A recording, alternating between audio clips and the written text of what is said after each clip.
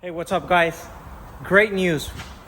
We finally got this thing on all four, and I believe we have done quite a bit of progress last couple of days.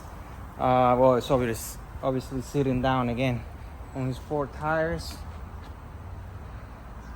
I took the intake manifold out because it was heating back there. I gotta do the runner delete so it'll fit the way it's supposed to. And we got the rack and pinion, it's on place, bolted down. We got the control arms, we got the tie rods. We still gotta do the bump steer kit on it, so basically we'll lower that tie rod a little bit so it doesn't bounce around. You can see on this side how it's angled out. Unfortunately, I don't really care much about it, but the wheels that I had for this car, at least to roll it around until I was done with it, which are those.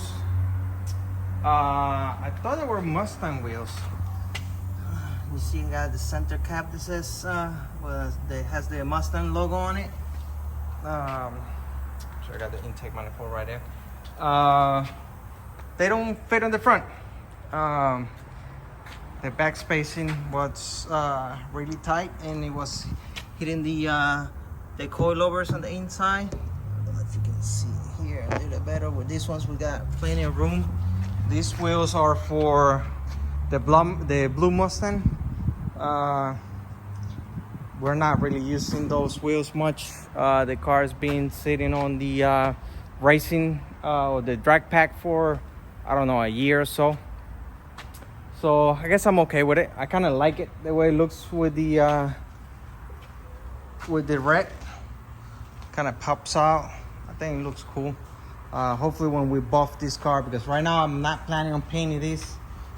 I want to buff it out and see if I can pull out whatever is left of this paint. It's pretty good shape.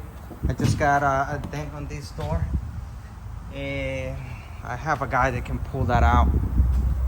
So yeah, basically we got the cross member done.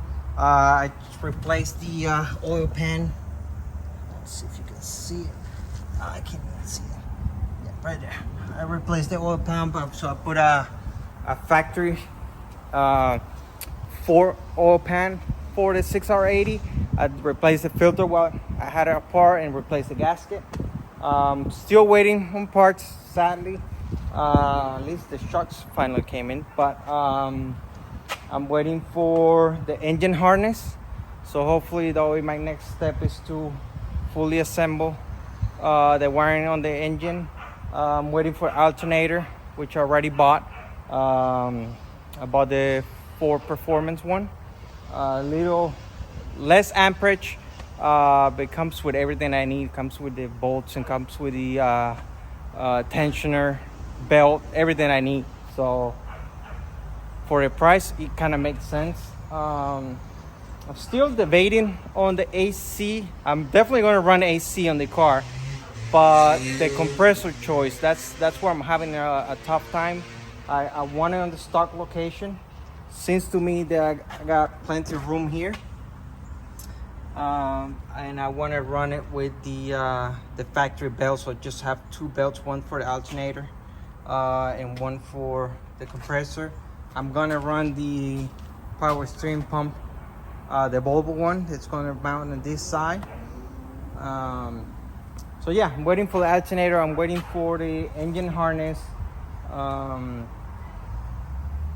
And the compressor, I don't know yet what I want to do. I want to kind of finish up all the wiring inside of the car, so as soon as I get the engine harness, I put it together and then start messing with the control pack.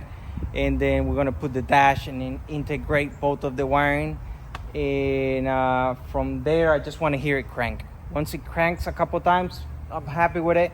Then I move to the brakes, steering, and fuel system, so we get it running and driving. I still got to fill up the training. I haven't done that yet. And yeah, that's pretty much it so far. But at least we got it out. Now I can open the doors. I got it out of the lift. And yeah, I'm excited to see it. sitting down. Obviously, I haven't adjusted coilovers. I haven't adjusted nothing. And the difference on the sides of the wheels, that's why it's kind of tilting towards the front. So, but yeah, so far, very happy with it. So I'll keep you posted. As soon as I get that wiring harness, we'll get that going, and I'll get another video out. Thank you, guys.